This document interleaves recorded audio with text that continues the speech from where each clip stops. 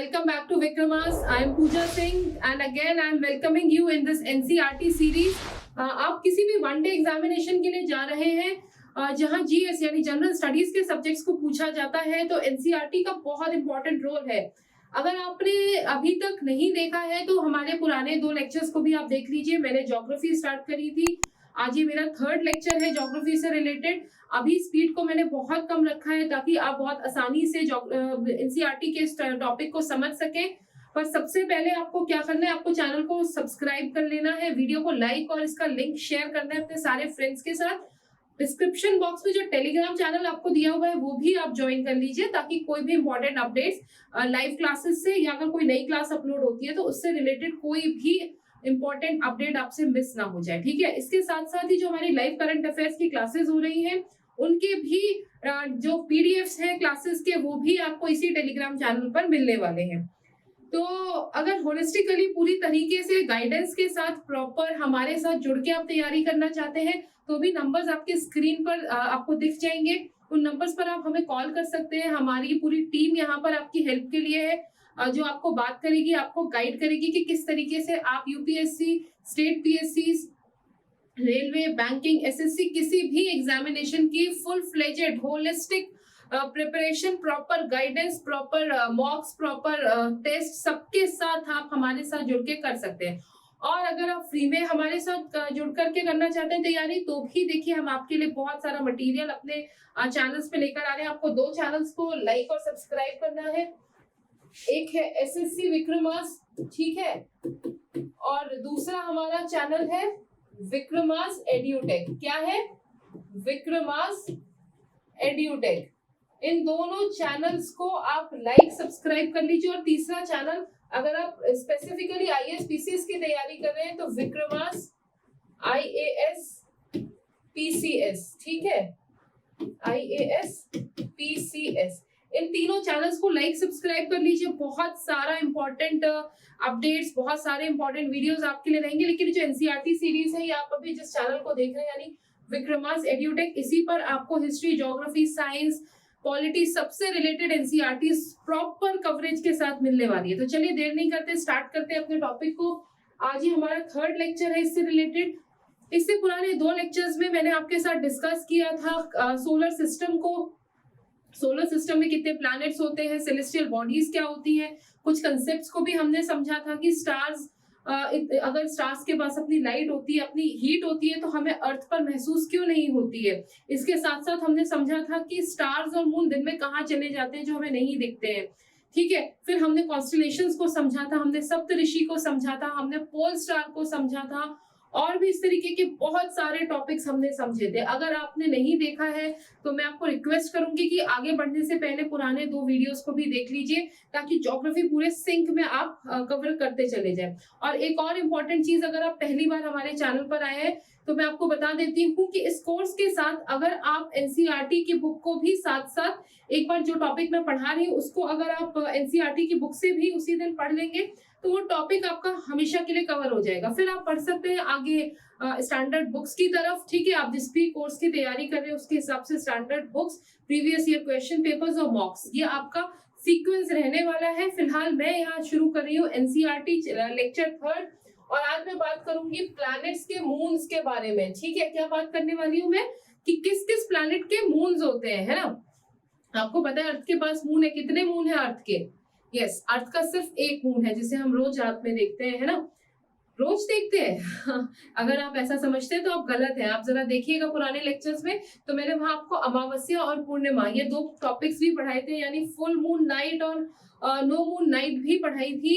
यानी पूरा सीक्वेंस होता है सन का जिसमें फुल मून होता है, फिर एक दिन नो मून होता है, 15-15 दिन में ये सीक्वेंस रिपीट होते हैं, ठीक है। इस सबको आप समझना है तो पुराने लेक्चर्स पर जाइए। चलिए फिलहाल हम चलते हैं मून्स के पास।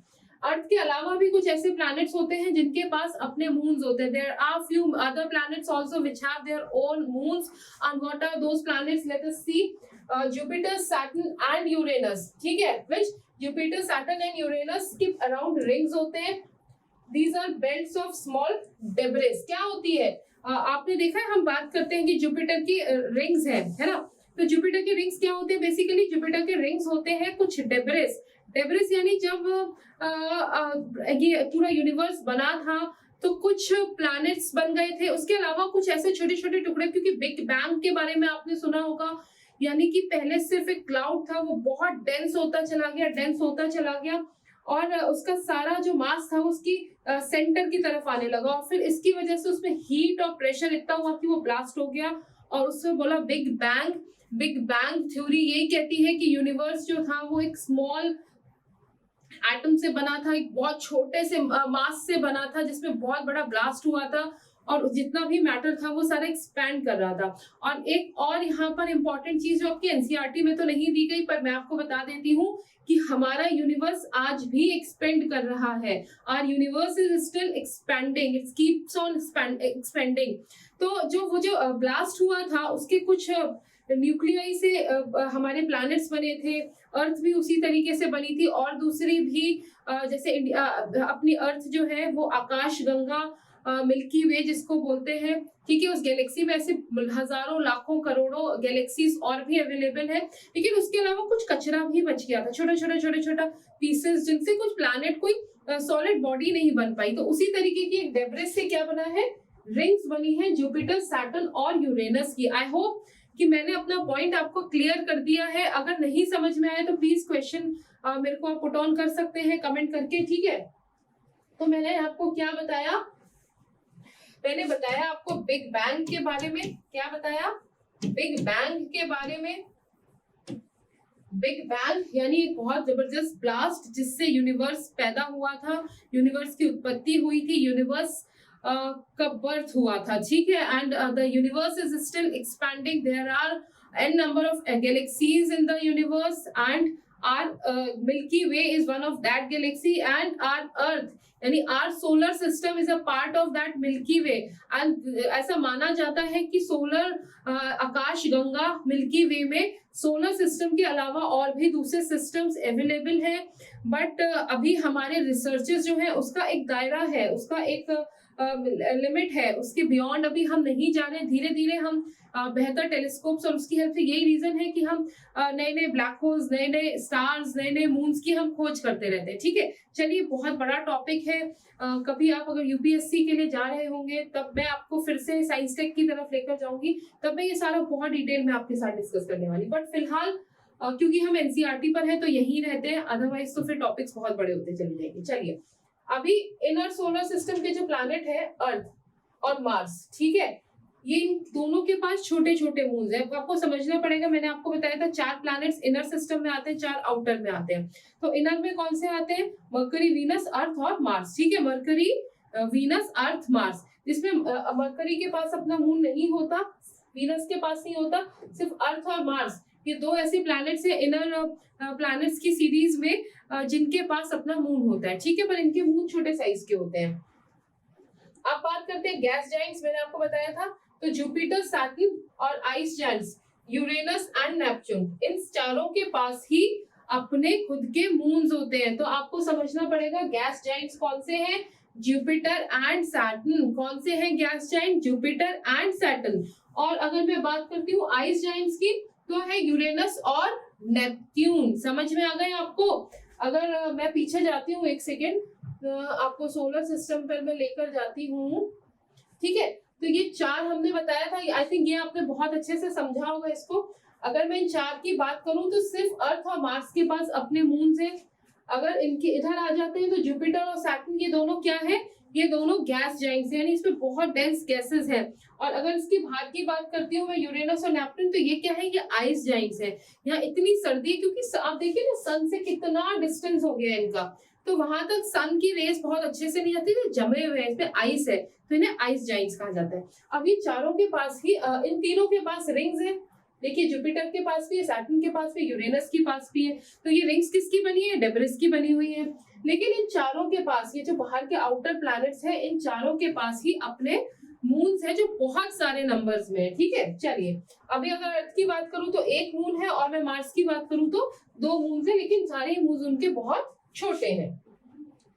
चलिए, वापस आ जाते हैं अपने टॉपिक पे, ठीक है। तो यहाँ तक क्लियर हो गया आपको? चलिए अब अगले टॉपिक पे जाते हैं।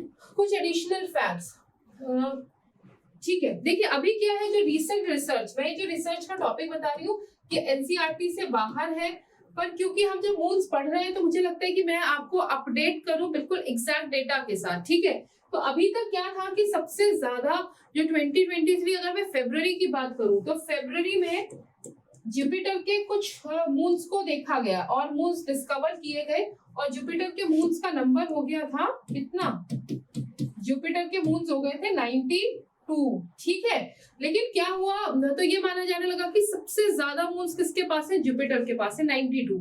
लेकिन फिर कुछ और डिस्कवरी होती है और सैटर्न के कुछ और मून्स डिस्कवर होते हैं। कितने, 62 मून्स और डिस्कवर हो जाते हैं, तो टोटल 145 मून्स हो गए हैं अब सैटर्न के पास। तो अभी अगर क्वेश्चन आपसे एग्जामिनेशन में आता है कि किसके पास सबसे ज्यादा मून्स हैं, तो आपको आंसर मार्क करना है सैटर्न, ठीक है। अगर एनसीईआरटी के हिसाब से जाएंगे तो उसमें जुपिटर लिखा है, लेकिन क्योंकि मैं आपको बिल्कुल लेटेस्ट डिस्कवरी बता रही हूँ, लेटेस्ट रिसर्च के हिसाब से बता रही हूँ, तो आप उस हिसाब से चलिएगा कि सबसे ज्यादा मून सैटर्न के पास है। नंबर्स शायद ही कोई पूछेगा, पूछता है तो 92 जुपिटर के और 145 आपके सैटर्न के, ठीक है। I hope this is clear to all of you.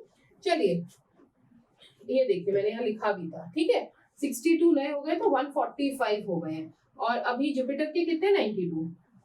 तो अभी क्या है, मून का क्राउन वापस मिल गया है किसको, सैटर्न को। चलिए ये तो एडिशनल चीजें आपके लिए लिख दी थी। हाँ, अब ऑर्बिट्स पर आते हैं। ऑर्बिट्स क्या होते हैं, हम बात तो कर रहे हैं कि जितने प्लैनेट्स हैं सन के अराउंड वो रोटेशन उनका होता है, वो रोटेट कर रहे हैं, रिवॉल्व कर रहे हैं, सॉरी नॉट रोटेशन, रोटेशन तो अपनी एक्सिस पर होता है, रिवॉल्व कर रहे हैं। तो वो रिवॉल्व किस पर कर रहे हैं, मतलब कोई अपना मन थोड़ी ना है कि आज मैं इधर से करता हूँ, आज मैं ऐसे ऐसे रोटेट करूंगा, एक दिन मैं ऐसे करूंगा, एक दिन में बिल्कुल पास से करूंगा, नहीं। उन सबका एक फिक्स्ड पाथ होता है। 9 के 9, 8 के 8 प्लैनेट्स जो आपके हैं वो एक फिक्स्ड पाथ में ही रोटेट कर रहे हैं। अर्थ कभी भी मार्स के ऑर्बिट में नहीं जाता है, या ऑर्बिट मार्स जो है वो कभी वीनस की जो पाथ है उस पर नहीं जाता है। तो जो फिक्स्ड पाथ है जिसमें प्लैनेट्स रिवॉल्व करते हैं सन के अराउंड, उनको कहा जाता है ऑर्बिट्स। क्या बोलते हैं उनको, ऑर्बिट्स, ठीक है। They move around the sun in fixed paths। तो क्या है, ये फिक्स्ड पाथ है। तो इसके लिए जो कीवर्ड आप यूज करते हैं वो आप याद रखिए कि फिक्स्ड पाथ को बोलते हैं, ठीक है। आप अपने घर से, आपके घर के पास जो नियरेस्ट मार्केट होगा वहां जाने के 2-3 रास्ते होंगे, ठीक है। तो उसे हम ऑर्बिट नहीं कह सकते। आप ये नहीं कह सकते कि I went to market in an orbit, no. एक फिक्स्ड पाथ है। ऑर्बिट क्या है, बिल्कुल पक्का, कि इसके अलावा आप आधा इंच भी, आधा सूत भी इधर से उधर नहीं होंगे, ठीक है। These paths are elongated. They are called orbits। क्या कहते हैं ना, ऑर्बिट्स कहते हैं। तो ये क्या कुछ ऐसी शेप में है ना, ये एग्जैक्टली सर्कल नहीं है, इनकी शेप इस तरीके से होती है, elongated होते हैं ये, ठीक है। चलिए, Mercury is nearest to the sun. It takes only 88 days to complete one round around its orbit। तो सबसे पास क्योंकि मरकरी है तो 88 दिन में ही अपने ऑर्बिट का एक चक्कर लगा लेता है। अर्थ कितने दिन में लगाता है, 365 डेज में, ठीक है। 365 दिन होते हैं एक साल में। तो एक साल कब होता है पूरा, जब एक पूरा ऑर्बिट अर्थ जो है वो सन के अराउंड पूरा कर लेती है। क्लियर है ये टॉपिक, बिल्कुल मेरे ख्याल से इसमें कुछ भी ऐसा नहीं है। अगर आप एस्पिरेंट है तो आप इन चीजों को बहुत अच्छे से समझते होंगे, क्योंकि बेसिक अंडरस्टैंडिंग आपके पास होगी। नहीं है तो मैं कोशिश कर रही हूँ कि बिल्कुल बेसिक अंडरस्टैंडिंग मैं आपको दूं। कुछ अगर फिर भी रहता है तो आप मुझसे क्वेश्चन करके पूछ सकते हैं। अच्छा, वीनस को अर्थ का ट्विन बोला जाता है। जैसे ट्विन सिस्टर, ट्विन ब्रदर्स होते हैं ना, तो अर्थ का ट्विन किसको बोला जाता है, वीनस को बोला जाता है। तो एक तो पॉइंट यहाँ से आपको ये नया पता चला कि अर्थ का ट्विन कौन है, वीनस, मार्स नहीं है, ठीक है। आप ऐसा भी तो कह सकते हैं मरकरी, वीनस, अर्थ, मार्स, तो अर्थ तो बीच में है, तो अगर वीनस ट्विन है तो मार्स भी ट्विन होगा, नहीं, ऐसा नहीं है। वीनस को ट्विन कहा जाता है क्योंकि इसका जो साइज है वो अर्थ के बराबर है, इसकी शेप है ये भी बहुत सिमिलर है अर्थ के। तो इसका जो शेप और साइज है, this is very much similar to that of earth. This is why Venus is called as earth's twin. Mars is not a earth's twin. तो इसलिए मत सोचिएगा बिकॉज ये अर्थ के बिल्कुल नियर है तो हमने ट्विन बोल दिया। नियर तो फिर आपका मार्स भी हो जाता है। अगर एक तरफ वीनस है तो अर्थ की एक तरफ मार्स भी है, लेकिन अगर अर्थ का ट्विन बोला जाएगा तो वो सिर्फ वीनस को बोला जाएगा, ठीक है। चलिए अब आते हैं प्लूटो की बात। आप कहेंगे मैम कोई टॉपिक आपने नहीं डिटेल में पढ़ाया, प्लूटो को क्यों अलग से लेकर आए, रीजन है उसके पीछे, ठीक है। अगस्त 2006 की अगर मैं बात करूं तो I mean this is August 2023, long back, August 2006, almost 15, 16, 17 years back, 17 साल पहले तक प्लूटो को भी एक प्लैनेट माना जाता था। अगर आप 2006 से पहले आपने स्कूलिंग करी होगी, 6-7 क्लास करी होगी, तो आपको बहुत अच्छे से याद होगा कि आपको स्कूल में पढ़ाया जाता था देयर आर 9 प्लैनेट्स, है ना। लेकिन अभी क्या बोलते हैं, देयर आर 8 प्लैनेट्स। तो अचानक क्या हुआ कि प्लूटो से प्लैनेट टूट गया, खराब हो गया, क्या हो गया जो हमने प्लूटो को प्लैनेट नहीं बोला, नहीं समझ लेते हैं। ठीक है, तो प्लैनेट बोलते थे इसको। एक मीटिंग होती है किसकी, इंटरनेशनल एस्ट्रोनॉमिकल यूनियन। ठीक है, क्या है इंटरनेशनल एस्ट्रोनॉमी, क्या होती है basically, astronomy is a branch of science which study about the universe. ठीक है, तो एक टॉपिक और आपको यहाँ से पता चल गया कि अगर एस्ट्रोनॉमी की बात करूंगी मैं, तो एस्ट्रोनॉमी क्या होती है, स्टडी ऑफ यूनिवर्स। ठीक है, क्या है, स्टडी ऑफ यूनिवर्स। ठीक है, तो इनकी एक मीटिंग होती है, इंटरनेशनल यूनियन है एस्ट्रोनॉमी का, उनका एक मीटिंग होता है और वहां पे डिसीजन लिया जाता है कि प्लूटो और प्लूटो जैसे जो सेलेस्टियल ऑब्जेक्ट्स है, सेलेस्टियल बॉडीज, मैंने आपको बता दिया है, पुराने लेक्चर्स में जाके समझ लीजिए। प्लूटो और प्लूटो जैसे सेलेस्टियल बॉडीज, जैसे सिरस 2003 में डिस्कवर हुआ था, इन रिसेंट पास्ट में भी कॉल्ड एज ड्वार्फ प्लैनेट। सो क्या हुआ कि 2003 में एक डिस्कवरी होती है, CERES, सिरस नाम का एक प्लैनेट या एक सेलेस्टियल ऑब्जेक्ट हमें मिलता है, साइंटिस्ट को यूनिवर्स में मिलता है, और वो क्या है, वो बिल्कुल प्लूटो के साइज का है, प्लूटो जैसा ही है। तो फिर ये लगा कि 10 प्लैनेट्स हैं, तो फिर डिसीजन लिया गया कि नहीं, इनका साइज छोटा है। अगर और प्लैनेट्स के मुकाबले आप देखोगे तो प्लूटो का साइज बहुत छोटा है। तो ये डिसाइड किया गया कि 2006 ऑनवर्ड्स कोई भी ऐसा प्लैनेट जैसे प्लूटो, सिरस या उसके जैसी कोई और नई भी डिस्कवरी होती है, तो उन्हें प्लैनेट्स ना मान के उन्हें ड्वार्फ प्लैनेट्स माना जाएगा। ठीक है, क्या माना जाएगा, ड्वार्फ प्लैनेट्स माना जाएगा। पर क्योंकि फिर हम प्लैनेट क्यों बोल रहे हैं, क्योंकि ये भी सन के अराउंड रिवॉल्व कर रहे हैं। ठीक है, चलिए कुछ बॉक्स फैक्ट आपने देखा होगा कि आपके एनसीईआरटी में ऐसे बॉक्स में कुछ फैक्ट्स लिखे होते हैं, वो बहुत इंपॉर्टेंट होते हैं, specially for the one day examinations के लिए बहुत इंपॉर्टेंट होते हैं, हम मिस कर देते हैं, तो मैंने उसको अलग से ही आपके लिए यहाँ रखा है। चलिए समझ लेते हैं। हाँ, ज्योग्राफी जो वर्ड है इंग्लिश का वर्ड है, लेकिन इसका ओरिजिन कहाँ से है, ओरिजिन इसका ग्रीक से है। ठीक है, क्या कह रहे हैं ये बॉक्स फैक्ट कि आपका जो ज्योग्राफी है, this is an English word but its origin is in Greek. ठीक है, क्योंकि इसका मतलब होता है डिस्क्रिप्शन ऑफ द अर्थ। जियो का अगर मतलब ये जियो वर्ड जो है वो लिया गया है ग्रीक के एक जो इसका रूट वर्ड है, यानी जिस वर्ड से, जिस शब्द से उसकी उत्पत्ति हुई है, means the root word from which world geography is formed, उसका बेसिक मीनिंग होता है डिस्क्रिप्शन ऑफ द अर्थ। ठीक है, तो हम ज्योग्राफी में भी क्या कर रहे हैं, हम अर्थ का पूरा डिस्क्रिप्शन ही पढ़ रहे हैं। दो ग्रीक वर्ड से बनके मिलके बना है जी का मीन्स अर्थ एंड ग्राफिया का मीन्स राइटिंग। तो अर्थ की जो राइटिंग होती है, यानी अर्थ का जो डिस्क्रिप्शन होता है, दैट इज ज्योग्राफी। ठीक है, इसी तरीके से आप कुछ और चीजें भी अर्थ के बारे में पता कर सकते हैं, पर चलिए वो शायद स्कूल के बच्चों को दिया गया था, ये भी शायद बहुत इंपॉर्टेंट नहीं होगा, लेकिन आपको पता होना चाहिए अगर आप ज्योग्राफी पढ़ रहे हैं। अब एस्ट्रोनॉमर्स कौन होते हैं, ठीक है, ह्यूमंस क्या करते हैं, आप खुद भी मतलब अगर मैं मेरी बात बोलूं तो I am very enthusiast, I always love watching night sky when there are lot many stars, I keep gazing at the sky। ठीक है, मुझे बहुत अच्छा लगता है, आई कीप कनेक्टिंग डॉट्स। तो आप में भी बहुत लोग ऐसे होंगे जिन्हें रात को आसमान में चमचमाते हुए सितारों को देखने में, तारों को देखने में, उनके बारे में और बहुत कुछ जानने के लिए आपका मन करता होगा।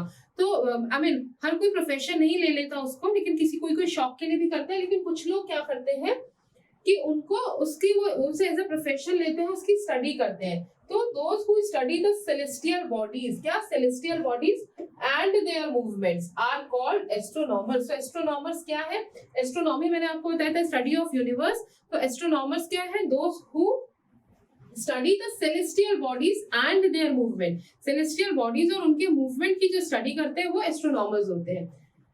एंशिएंट इंडिया के सबसे बड़े और सबसे फेमस एस्ट्रोनॉमर थे आर्यभट्ट। ठीक है, हमारी सैटेलाइट भी जो हमने पहली स्पेस पे भेजी थी उसका नाम भी हमने आर्यभट्ट ही रखा था। आप शायद इसके बारे में जानते होंगे, नहीं तो मैं सैटेलाइट्स का एक अलग से सेशन आपके साथ दूंगी। ठीक है, चलिए, तो आर्यभट्ट क्या थे, famous astronomer of ancient India. He said that the moon and the planet shine due to reflected sunlight. देखिए उनके पास रिसोर्सेज नहीं थे, उनके पास रिसर्च लेबोरेटरीज नहीं थे, टेलीस्कोप नहीं थे, बट उनका विजन देखो, उनकी थिंकिंग देखो कि उन्होंने एंशिएंट टाइम में ही ये बात बोल दी थी कि अर्थ और मून जो चमक रहे हैं, this is because they are getting reflection from the sun, which was, and this thing was proved many thousand years later, जब हमारे पास बहुत अच्छे इंस्ट्रूमेंट्स हमने डिस्कवर कर लिए थे. चलिए, this is the beauty of India, है ना. हमारे यहाँ बहुत बड़े बड़े साइंटिस्ट हुए हैं जिन्होंने बिना किसी इंस्ट्रूमेंट्स के, बिना किसी रिसर्च के बहुत बड़े बड़े डिस्कवरीज दिए थे. चलिए, अर्थ की बात करते हैं भाई. हम अर्थ पर रहते हैं तो हमें इसके बारे में थोड़ा डिटेल पता होना चाहिए. क्या थर्ड नियरेस्ट प्लैनेट है, सन के पास है, ठीक है, तो आप सब जानते हैं. साइज के हिसाब से देखेंगे तो फिफ्थ लार्जेस्ट प्लैनेट है साइज के हिसाब से. तो अगर अर्थ के नियरेस्ट की बात करें तो थर्ड प्लैनेट है, और अगर साइज देखेंगे तो साइज के हिसाब से फिफ्थ लार्जेस्ट प्लैनेट है क्या, earth. Slightly flattened at the poles, हल्का सा फ्लैटनिंग है इसकी पोल्स के पास, इसीलिए इसका जो शेप है यार. देखिए ये क्वेश्चन बहुत इंपॉर्टेंट है, अक्सर एग्जामिनेशन में पूछा जाता है, what is the shape of earth. तो shape of earth is geoid, ठीक है. कुछ लोग इसको ओवल भी बोलते हैं, है ना, कि ओवल शेप है कुछ इस तरीके से. नहीं, इसकी अगर एग्जैक्ट शेप की बात करूंगी तो वो है जियोइड. मैं एक्स्ट्रा हटा देती हूँ, नहीं तो आपको इससे कोई वो भी हो सकता है, थोड़ा कंफ्यूजन भी हो सकता है, ठीक है. चलिए, तो आपको क्या याद रखना है, what is the shape of earth. Shape होती है अर्थ की जियोइड. बहुत अच्छे से इसको याद कर लीजिए, क्योंकि फ्लैटेंड है. आप एक गुब्बारा लीजिए, उसको फ्लैट करने की कोशिश करिए ऊपर और नीचे से, तो जो शेप बनेगी वो जियोइड शेप होती है, ठीक है. जियोइड का मतलब ही होता है अर्थ लाइक शेप, ठीक है. अगर आप थोड़ा समझने की कोशिश करें तो ये एग्जैक्ट कुछ इस तरीके की होती है जियोइड शेप. फ्लैटेंड है ये पोल्स के पास से, और यहाँ से थोड़ी बल्जिंग है, ठीक है. तो क्या होता है, जब आप गुब्बारे को आप करके देखिएगा, इसको अपने घर पे गुब्बारा फुलाइएगा और उसको ऊपर नीचे से प्रेस करिएगा, तो ये तो फ्लैट हो जाएगा, यहाँ से थोड़ी बल्जिंग हो जाएगी, निकल जाएगा. तो कैसी शेप आ जाएगी, अगर मैं बात करूं, कुछ इस तरीके की शेप आएगी, है ना. तो अर्थ की शेप रफली जियोइड इस तरीके की होती है, ठीक है. बहुत इंपॉर्टेंट क्वेश्चन था, अक्सर पूछा जाता है, तो इसको तो याद रट ही लीजिएगा बिल्कुल. चलिए, बॉक्स फैक्ट देखते हैं कि लाइट किस स्पीड से ट्रेवल करती है, बताइए. 3 लाख किलोमीटर पर सेकंड की स्पीड से, है ना. 1 10 100 1000 10,000 लाख, तो 3 लाख किलोमीटर पर सेकंड. आप इमेजिन कर सकते हैं स्पीड ऑफ लाइट. फिर भी कितनी देर लग जाती है. जब सूरज की पहली किरण, हम सुबह बोलते हैं ना कि सूरज की पहली किरण से पहले उठ जाना, तो what do you mean by that, सूरज की पहली किरण. What do you think light should take, how much time it should take to reach the surface of the earth. It takes around 8 minutes. कितना टाइम लगता है, 8 minute लग जाते हैं. इतनी स्पीड से चलती है 3 लाख किलोमीटर पर सेकेंड, और 1 मिनट में 60 सेकेंड्स होते हैं. तो 8 मिनट में कितने होंगे, आप खुद लगा लीजिए, 480 सेकेंड्स, ठीक है. तो 480 सेकेंड्स को 3 लाख से मल्टीप्लाई कर लीजिए, सन के बीच का डिस्टेंस आपको पता चल जाएगा, ठीक है. तो कुल मिला के मैंने आपको यहाँ 2 फैक्ट्स बताए कि speed of light 3 lakh kilometre per second, and how much time sunlight takes to reach the surface of the earth, it takes around 8 minutes, ठीक है. चलिए, 2 फैक्ट्स हैं, बहुत इंपॉर्टेंट फैक्ट्स हैं, अच्छे से याद कर लीजिएगा. तीसरा जियोइड वाला फैक्ट मैंने आपको बताया था. नील आर्मस्ट्रॉन्ग, कौन थे नील आर्मस्ट्रॉन्ग, पहले इंसान थे, first human to step on the surface of the moon. और किस कब किया था ये करिश्मा उन्होंने, 20 जुलाई 1969. देखिए, हम भूल जाते हैं इतने इंपॉर्टेंट दिन को, क्योंकि साइंस और ह्यूमन हिस्ट्री में बेसिकली ये बहुत बड़ा दिन था, when the human first stepped on the surface of the moon. And what's the name of that person, he was Neil Armstrong, who landed on moon, who stepped down for the first time on the moon. किस तारीख को, on 20 जुलाई 1969, ठीक है. अच्छे अच्छे important one liner facts हैं ये, और हम सोचते हैं कहाँ से आ रहे हैं, यही एनसीईआरटी से आपके आ रहे हैं, ठीक है. चलिए, अब अर्थ पे लाइफ पॉसिबल क्यों है और दूसरे प्लैनेट्स पे नहीं है. ऑल्दो हम खोज रहे हैं लाइफ को on other planets also, but have you ever think why life is possible only on the earth. I tell you the reason.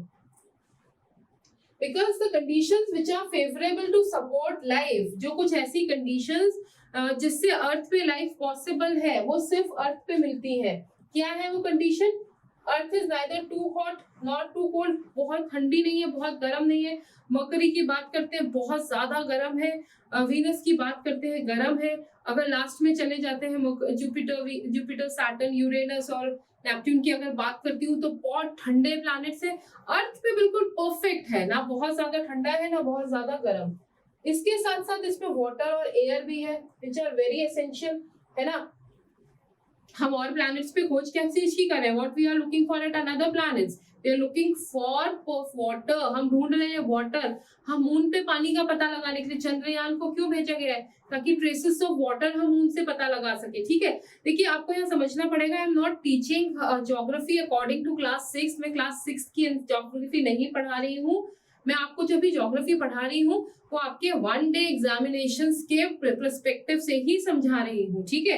तो आप कहीं भी ऐसा मत समझिएगा कि मैं आपको यहाँ 6 स्टैंडर्ड पढ़ा रही हूँ, नहीं। अगर आप 6 स्टैंडर्ड के स्टूडेंट्स हैं तो आप थोड़ा सा छोटे हैं इसको देखने के लिए, इसको समझने के लिए, क्योंकि हमारा जो विजन है वो आपको किसी भी एग्जामिनेशन में जहाँ जीएस आती है उसके अकॉर्डिंगली आपको एनसीईआरटी पढ़ाने के लिए, ठीक है। तो चलिए, तो आपको क्या करना है, आपको साथ साथ उन रिसर्च को, उन डिस्कवरीज को भी पढ़ते हुए चलना है जो अभी इस फील्ड में हो रही है, ठीक है।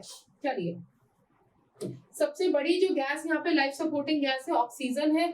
यही रीजन है कि ये यूनिक प्लैनेट भी कहा जाता है सोलर सिस्टम में। तो अगर क्वेश्चन आता है which of the following is a unique planet of solar system, तो आपको मार्क करना है earth is the unique planet of solar system because it has oxygen, it has water and it has all those perfect conditions which are required for a human being, for a human life to survive on earth. Not only human life, life to survive on earth, yes, because when we talk about life, we not only talk about humans, we talk about the plants, we talk about the other animals which are present on the planet. चलिए चलते हैं next slide पर। अर्थ को blue planet क्यों कहते हैं? अगर आप आसमान को, अगर आपने देखा होगा कभी गूगल इमेज, तो अर्थ ब्लू दिखता है। Why it is a blue planet? अच्छा, रेड प्लैनेट कौन सा है? अगर आपको पता है तो मुझे बताइए किसको रेड प्लैनेट कहते हैं। Because it has 2/3 surface covered by earth. 2/3 का मतलब क्या होता है कि अगर मैं इस बॉक्स को 3 पार्ट्स में तोड़ दूं तो ये 2 पार्ट्स जो है ये वाटर है और 1 पार्ट लैंड है, ठीक है। यही रीजन है वाटर ब्लू होता है, तो जब हम स्पेस से देखते हैं तो अर्थ हमें ब्लू कलर की दिखती है, it is known as blue planet. और रेड प्लैनेट कौन सा है? रेड प्लैनेट आपका वीनस है, ठीक है। क्या है रेड प्लैनेट? मार्स, ठीक है। Mars is a red planet. चलिए, सैटेलाइट। सैटेलाइट क्या होती है? मैन मेड भी होती है, नेचुरल भी होती है। Moon is a satellite. तो सैटेलाइट क्या है? बेसिकली सेलेस्टियल बॉडी है that moves around the planet. तो अभी देखिए क्या है, ये सन है, सन के अराउंड प्लैनेट्स घूम रहे, प्लैनेट के अराउंड सैटेलाइट घूम रही है, ठीक है। तो मून अर्थ का नेचुरल सैटेलाइट है, ठीक है। The moon that we see in the sky is a natural satellite of the earth, it is a companion of earth and moves around it, ठीक है। इसी तरीके से हमने पढ़ा था वीनस का भी, मार्स के पास भी 2 मून्स हैं। और फिर अगर हम आउटर प्लैनेट्स की बात करते हैं तो उनके पास भी मून्स हैं और उन मून्स को हम क्या बोलते हैं? उनके सैटेलाइट बोलते हैं। कुछ सैटेलाइट आर्टिफिशियल सैटेलाइट्स भी होती हैं जिन्हें हम रिसर्च पर्पसेस के लिए, कम्युनिकेशन के लिए और भी बहुत सारी चीजों के लिए, सिक्योरिटी के लिए, सर्विलांस के लिए, बहुत सारे चीजों के लिए हम अर्थ के ऑर्बिट में हम उसको फिट कराते हैं, उनको हम भेजते हैं। तो उनको क्या बोलते हैं? Artificial satellite. n number of artificial satellites हैं।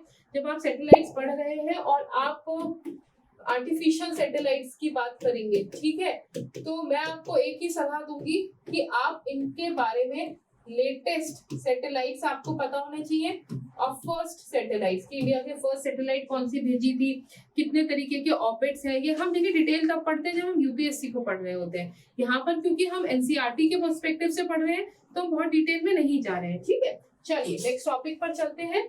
मैन मेड सैटेलाइट, जैसे मैंने अभी आपसे बात करी थी, इसी को हम आर्टिफिशियल सैटेलाइट्स भी कहते हैं। क्या कहते हैं? आर्टिफिशियल सैटेलाइट्स, ठीक है। चलिए,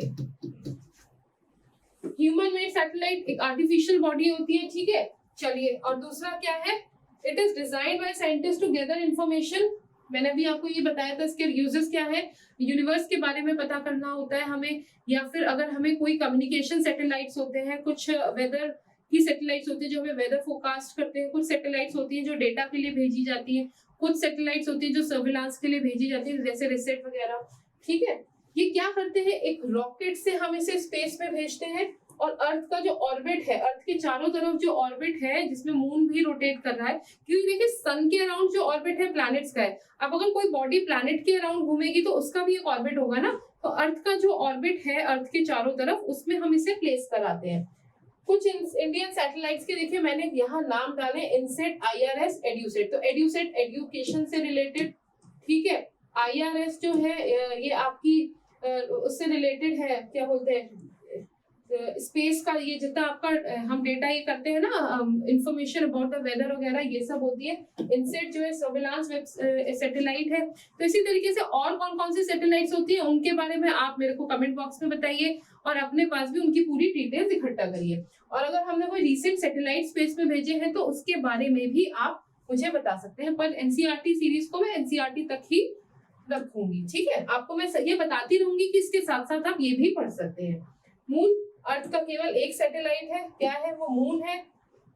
1/4 जो अर्थ का साइज है, अगर अर्थ को मैं इतना बड़ा मानती हूँ तो इसका सिर्फ इतना बड़ा 1/4 पार्ट जो है, 1/4 पार्ट जो है मून इतना बड़ा है। ठीक है,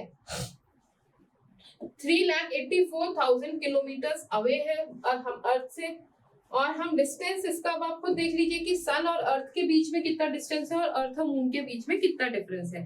ठीक है, 3 लाख किलोमीटर पर सेकंड की स्पीड से लाइट ट्रेवल करती है, उसको 8 मिनट लग जाते हैं। और इसी तरीके से अगर बात करूं तो मून तो अराउंड 3 लाख किलोमीटर ही दूर है, यानी कि मून से कोई लाइट होती मून के पास अपनी, ये आपको पता है ना, मून के पास अपनी लाइट नहीं होती है, उसकी जितनी भी लाइट है वो रिफ्लेक्शन है सन का। ठीक है, तो अगर उसके पास अपनी कोई लाइट होती तो उसको अर्थ तक पहुंचने में सिर्फ 1 सेकंड ही लगता। ठीक है, चलिए नेक्स्ट टॉपिक पे जाते हैं कि अभी सन और सेलेस्टियल बॉडीज के कंपैरिजन में बड़ा क्यों दिखता है मून। अगर हम अर्थ से मून को देखते हैं, स्टार्स को देखते हैं, स्टार्स तो बहुत बड़े हैं लेकिन मून बहुत बड़ा दिखता है, इसका रीजन क्या है, because it is nearer to our planet. आप देखिए ना, बहुत पास में है, अराउंड 3,84,000 किलोमीटर ही तो दूर है, इसीलिए जो है वो हमें बड़ा दिखता है। देखिए मैंने मून का इमेज आपके लिए लगाया है, आप देख सकते हैं, स्पॉट्स भी है, इसका एक नॉर्थ पोल है, एक साउथ पोल है। चंद्रयान 3 जो हमने भेजा है, हमने किस पोल पर उसको लैंडिंग करानी है, कौन सा साइड, कौन सा पोल अर्थ पे हमें दिखता है, ये कुछ ऐसे पॉइंट्स हैं जो आपको साथ साथ पढ़ के चलने हैं। एनसीईआरटी में ये सब मैं आपको नहीं कराऊंगी, नहीं तो कोर्स बहुत बड़ा हो जाएगा। ठीक है, पर ये अगर हम आगे की जब क्लासेस करेंगे तो उसमें मैं आपको बताती रहूंगी। साउथ पोल पे हमने चंद्रयान 3 को भेजा, चलिए इतना तो मैं बता सकती हूँ आपको। अच्छा ये बताइए, why only one side of the moon is visible to us. हमारे अर्थ से हम हमेशा मून का एक ही चेहरा देख पाते हैं, दूसरा साइड कभी नहीं दिखता। क्यों नहीं दिखता? 27 डेज में मून जो है वो अर्थ का एक चक्कर पूरा करता है, 30 डेज नहीं 27 डेज में। It takes exactly same time to complete one spin. हमेशा 27 दिन में ही एक स्पिन कंप्लीट करता है, इसकी वजह से सिर्फ हमें एक ही साइड अर्थ से दिख पाता है। अब देखिए ना, सिर्फ रात में हमें दिख रहा है, 27 डेज वो एक स्पिन कर रहा है, तो इसी वजह से मून का सिर्फ एक ही साइड नॉर्थ पोल ही हमें दिखता है, साउथ पोल हमें नहीं दिखता। यही रीजन है कि वहां अंधेरा भी रहता है, तो हम उसको अर्थ से हम जो चंद्रयान मिशन भेजा है उसको हमने उसी पोल का डिस्कवरी, उसी पोल के बारे में रिसर्च करने के लिए भेजा है। अभी तक हमें यही पता चला है कि मून पर ऐसी फेवरेबल कंडीशंस नहीं है कि वहाँ लाइफ पॉसिबल हो। माउंटेन्स है मून पे, प्लेन्स है और डिप्रेशंस भी है। These cast shadows on the moon surface. इसी की वजह से अगर आप कभी रात में मून को देखते हैं तो कहीं कहीं उस पे शैडो दिखता है, काला दिखता है, तो वो क्या होता है, क्योंकि इस पे माउंटेन्स भी है, उसमें प्लेन्स भी है और उसमें कुछ डिप्रेशंस भी है, उन्हीं का शैडो होता है जो हमें रात में मून के ऊपर दिखता है। ठीक है, चलिए अब समझ लेते हैं एस्टेरॉइड्स क्या होते हैं। स्टार्स, प्लैनेट्स, तो हमने जो पढ़ा था सेलेस्टियल बॉडीज, तो हमने स्टार्स पढ़ा था, सन पढ़ा था, हमने प्लैनेट्स के बारे में पढ़ा था, तब हमने दो चीजों के नाम और लिए थे, एस्टेरॉइड्स एंड मीटरॉइड्स। ठीक है, तो चलिए देख लेते हैं क्या होते हैं एस्टेरॉइड्स के। ये भी सन का चक्कर लगा रहे हैं। ठीक है, अगर सन को मैं यहाँ बीच में मान लेती हूँ तो एस्टेरॉइड्स भी सन के अराउंड मूव कर रहे हैं। They are found between orbits of Mars and Jupiter. Please इसको याद कर लीजिएगा। बच्चे ना पूरी मतलब इसको हमेशा गलत करते ही करते हैं। मैंने बहुत सारे लोग देखे इसको रिकॉल नहीं कर पाते। मेट्रोइड्स क्या है, एस्टेरॉइड्स क्या है, इनके बीच में फर्क नहीं पता चलता। देखिए कहाँ है, मार्स और जुपिटर यानी इनर और आउटर प्लैनेट के बीच में पूरी एस्टेरॉइड की बेल्ट रहती है। ठीक है, याद कैसे करेंगे, देखिए कोशिश कर रही हूँ, बिल्कुल एग्जैक्टली तो नहीं बता रही हूँ आपको। यहाँ मार्स है, यहाँ जुपिटर है, तो ये इनके बीच में है। अगर आप देखेंगे तो इसको अगर आप पूरा कर देते तो एक ए का शेप बना रहा है, ऐसे करके आप याद रख लीजिए। तो इनर और आउटर प्लैनेट्स के बीच में एस्टेरॉइड्स बेल्ट होती है, और एग्जैक्टली प्रिसाइसली बोलूंगी तो मार्स और जुपिटर के बीच में प्रेजेंट होते हैं। और ये एस्टेरॉइड्स भी चक्कर लगा रहे हैं मून का। मैंने एस्टेरॉइड का इमेज भी यहाँ पर लगाया है। इस तरीके की बॉडीज होती है, इतना छोटे साइज का पत्थर नहीं होते, बहुत बड़े बड़े भी होते हैं, है ना। एस्टेरॉइड्स जो है साइंटिस्ट मानते हैं कि वो किसी प्लैनेट का हिस्सा रहे थे जो बहुत सालों पहले एक्सप्लोड हो गया था। ठीक है, तो इसीलिए हम एस्टेरॉइड्स की भी स्टडी करते हैं, कारण कि ये भी उसी पेरेंट मटेरियल से मिलके बना है जिससे कि और प्लैनेट्स बने हैं। ये हम और प्लैनेट्स के तो कोर में नहीं जा सकते, लेकिन अगर हमें ये मिल रहा है तो इसकी स्टडी से हम एक आइडिया लगा सकते हैं कि और डिफरेंट प्लैनेट्स या हमारी अर्थ भी किस किस मटेरियल से मिलके बनी है। चलिए अब दूसरे आते हैं मीटरॉइड्स। ठीक है, मीटरॉइड्स में एक सेकंड देख लेती हूँ एक इमेज। हाँ देखिए, ये मैंने एक आपके लिए इमेज यहाँ पर लगाया है, यहाँ से आपका डाउट क्लियर हो जाएगा। ये एनसीईआरटी का नहीं है पार्ट, ये मैंने एक्स्ट्रा चीज आपके लिए डाली है क्योंकि मुझे लगता है ये कंसेप्ट बच्चों का पूरी जिंदगी नहीं क्लियर होता। लेकिन अगर आज आप कुछ सेकंड लगा करके इस इमेज को समझ लेते हैं तो आप विश्वास मानिए जिंदगी भर एस्टेरॉइड्स, मीटियोर्स, कॉमेट्स, मीटरॉइड्स ये सब आपको कभी परेशान नहीं करेगा। चलिए, एस्टेरॉइड की मैंने बात करी, rocky body smaller than a planet that orbits around the sun, और हमने इसके बारे में ये भी पढ़ा कि ये मार्स और जुपिटर के बीच में होता है। ठीक है, मार्स और जुपिटर के बिटवीन मार्स एंड जुपिटर। तो एस्टेरॉइड्स क्या होती है, स्मॉल प्लैनेट से छोटे साइज के ये होते हैं, सन के अराउंड रिवॉल्व कर रहे हैं, मार्स और जुपिटर के बीच में होते हैं। ठीक है, अब दूसरी चीज आती है कॉमेट्स। क्या होते हैं कॉमेट्स? एक बहुत फेमस कॉमेट है हेली कॉमेट, हेलीज कॉमेट। ये हर 72 इयर्स में दिखता है। ठीक है, अर्थ के पास से ये निकलता है, और ये क्या है, ये आइसी बॉडी होते हैं। कॉमेट्स क्या होते हैं, आइसी बॉडी दैट रिलीजेस गैसेस। ये सन के चारों तरफ ही ऑर्बिट कर रहे होते हैं, लेकिन ये आइसी बॉडीज होती है, यानी आइस से बने हुए होते हैं। और ये क्योंकि जब सन के पास से निकलते हैं तो इनकी जो गैसेस होती है वो रिलीज होती है ना, आइस मेल्ट होती है, गैसेस रिलीज होती है, तो इसी वजह से इनकी ऐसे पीछे टेल दिखती है। इसीलिए इन्हें हिंदी में पुंछल तारा भी हम बोलते हैं। ठीक है, आपने नाम सुना होगा अपने घर में अपने पेरेंट्स से, if you are in a Hindi speaking state, कि पुंछल तारा। तो व्हाट इज पुंछल तारा? I mean that doesn't have a tail, that tail is because when it passes nearer to the sun, उसका जो टेल होता है, उसका जो आइस होता है वो मेल्ट होता है, कुछ गैसेस निकलती है और वो गैसेस एक टेल का फॉर्मेशन करती है। ठीक है, चलिए अब दो चीज है, मीटियोर क्या है और मीटरॉइड्स क्या है, और एक मीटरॉइड क्या है। सबसे पहले समझ रहे मीटियोर क्या होता है, स्ट्रीक ऑफ, ठीक है, मीटरॉइड समझते हैं। मीटरॉइड ऐसा होता है रॉकी या मेटेलिक फ्रेगमेंट। ये फ्रेगमेंट होता है, किसका फ्रेगमेंट होता है? एस्टेरॉइड का। एक एस्टेरॉइड क्या है, प्लैनेट से छोटे साइज का है, सन के अराउंड रिवॉल्व कर रहा है। अब हमने क्या, हम मानते क्या है कि कोई बड़ा प्लैनेट था, वो ब्रेक हो गया, उसमें एक्सप्लोजन हो गया, उसके जो टुकड़े बने वो एस्टेरॉइड है। एस्टेरॉइड के भी कुछ और छोटे टुकड़े होंगे, उसे हम मीटरॉइड कहते हैं। ठीक है, तो एस्टेरॉइड का टुकड़ा, एक उसका पीस क्या होता है, मीटरॉइड होता है। रॉकी और metallic fragment of asteroid, comet या प्लैनेट। एस्टेरॉइड, कॉमेट या किसी भी प्लैनेट का कोई छोटा सा फ्रेगमेंट, उसको हम कहते हैं मीटरॉइड, आईडी। ठीक है, आपको याद रखना है कि आईडी, मीटरॉइड। फिर उसके बाद आते हैं मीटरॉइड, मीटियोर फ्रेगमेंट दैट रीच। अच्छा, अब क्या होते हैं, मीटरॉइड है, अगर मीटरॉइड क्या है, रिवॉल्व करते करते आपने कई बार देखा होगा, मीटियोर रेन भी हम शब्द कई बार सुनते हैं।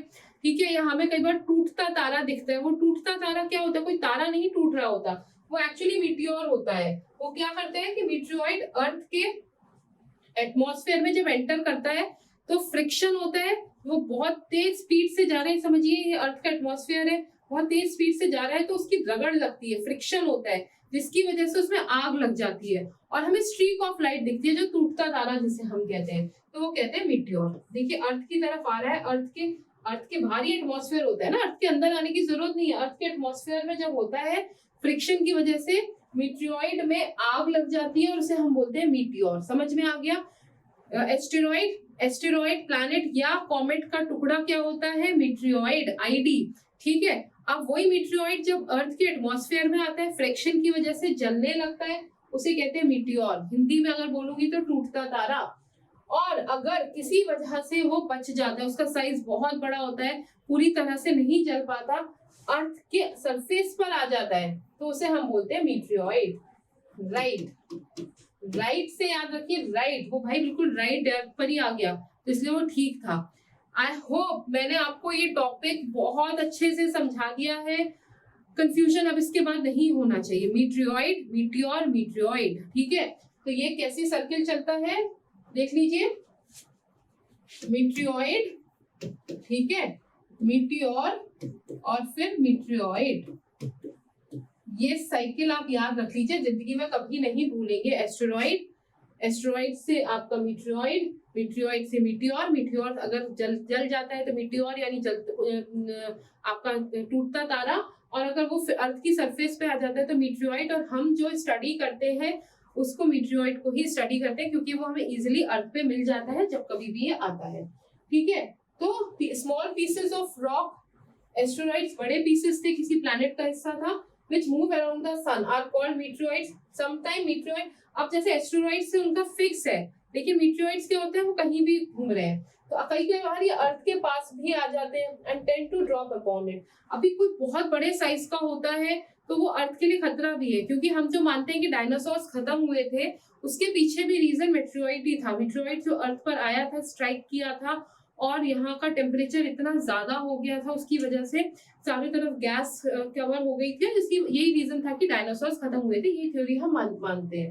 During this process friction with the air they get heated up and burn, causes flash of light, जिसको हम कहते हैं तारा टूट गया। नहीं, तारा नहीं टूट रहा, वो बेसिकली मीटियोर है। Sometimes a meteor without being completely burn falls on the earth and creates a hollow. हमने क्रेटर लेक्स पढ़े थे अभी 1-2 दिन पहले करंट अफेयर्स की क्लास में। तो क्या होगा कि जब कोई बहुत बड़ा पीस अर्थ पर आके पड़ेगा तो उसके इम्पैक्ट से एक ऐसे हॉलो वो बन जाएगा। ठीक है, तो उसे हम क्रेटर कहते हैं। विद टाइम उसमें पानी भर जाता है तो वो क्रेटर लेक्स हो जाती है। इंडिया में 3 ही क्रेटर लेक्स हैं, मैंने तीनों आपको पढ़ाई थी, आप उसको देख लीजिएगा करंट अफेयर की क्लास में। ठीक है, चलिए, मिल्की वे गैलेक्सी मैंने आपको बता दिया था, है ना। A white band of glowing path, आपके लिए मैंने शायद इमेज भी लगाई है। Yes, this is what? This is Milky Way। ठीक है, ये मिल्की वे है। चलिए, तो क्या है ये? व्हाइट ग्लोइंग पाथ है, एक रास्ता है जो व्हाइट कलर का है, ग्लोइंग है, cross the sky on a clear starry night. अगर रात बहुत चमकीली होती है, आप लद्दाख में हैं या कहीं ऐसे हाईएस्ट पॉइंट्स पर है, तो वहां से आप देखेंगे बहुत सारे पूरा व्हाइट पाथ दिखता है, तो वो this is our galaxy. Millions of stars होते हैं इसमें। हमारा सोलर सिस्टम मिल्की वे का ही पार्ट है। एंशिएंट इंडिया में माना जाता था कि एक लाइट की नदी बह रही है स्काई में, इसीलिए उसका नाम आकाश गंगा रखा गया। यानी एक गंगा अर्थ पे फ्लो करती है, एक गंगा स्पेस में फ्लो करती है, लेकिन हमें बाद में पता चला कि कोई रिवर नहीं है, बिलियंस ऑफ स्टार्स है, दैट इज अ गैलेक्सी। ठीक है, इसीलिए उसको आकाश गंगा कहा गया। Huge system of billions of stars and clouds of dust and gases. तो क्या क्या होते हैं इसमें? इसमें होते हैं billions of stars, billions of stars, और क्या होता है इसमें? क्लाउड्स ऑफ डस्ट, डस्ट के क्लाउड्स होते हैं, और इसमें होती है गैसेस। ठीक है, तो आज के बाद कोई पूछेगा मिल्की वे में क्या है, तो आप सिर्फ ये नहीं कहेंगे स्टार्स हैं, आपको पता होना चाहिए उसमें डस्ट और गैसेस भी साथ साथ होती है। There are millions of such galaxies that makes the universe। तो इस यूनिवर्स में आकाश गंगा के अलावा मिलियंस, 1 मिलियन में 10 लाख होता है, तो आप समझ लीजिए कितनी लाखों करोड़ों गैलेक्सीज इस वक्त यूनिवर्स का पार्ट है। तो I think yes we have come to an end हमारे टॉपिक का, फर्स्ट चैप्टर का। जल्दी से इन क्वेश्चंस को देख लेते हैं। आप इन्हें अटेम्प्ट करने की कोशिश करिए। मैं सिर्फ एक ओवरव्यू दूंगी आपको इन क्वेश्चंस का। अगर कोई डिफिकल्टी होती है तो आप प्लीज मुझे क्वेश्चन को पूछ सकते हैं कमेंट बॉक्स में। How does a planet differ from a star? Planet के पास अपना लाइट नहीं होता है, अपनी हीट नहीं होती है, और स्टार के पास अपनी हीट और लाइट होती है। What is meant by a solar system? तो solar system sun and the planets, ठीक है। Name all the planets according to their distance from the sun. बहुत इजी है, मैंने आपको उसके लिए एक ट्रिक भी बताया था। Why do we see only one side of moon always? मैंने अभी बताया, क्योंकि पूरा 27 दिन हर बार लगते हैं, इस वजह से। What is the universe? अब आप इजीली इसको डिफाइन कर सकते हैं, ठीक है। करेक्ट आंसर बताइए। The planet known as the earth twin, क्या है अर्थ का ट्विन? वीनस है। Which is the third nearest planet? Earth है। All the planets move around the sun in a किस तरीके का पाथ? Elongated path. और जो अर्थ का शेप है वो जियोइड है ना। यहाँ से इस चीज को भूलिएगा नहीं। The pole star indicates which direction? North direction. Asteroids are found किस किस के बीच में? तो अब तो हमें बहुत अच्छे से पता है कि मार्स और जुपिटर के बीच में मिलते हैं। मुश्किल नहीं है ना बिल्कुल भी।